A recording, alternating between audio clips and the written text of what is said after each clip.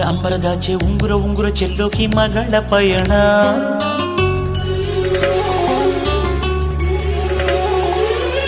ಹತ್ತಿರವಿದ್ದು ಎತ್ತರ ಕಾಣೋ ಬೆರಗಿನ ಕವನ.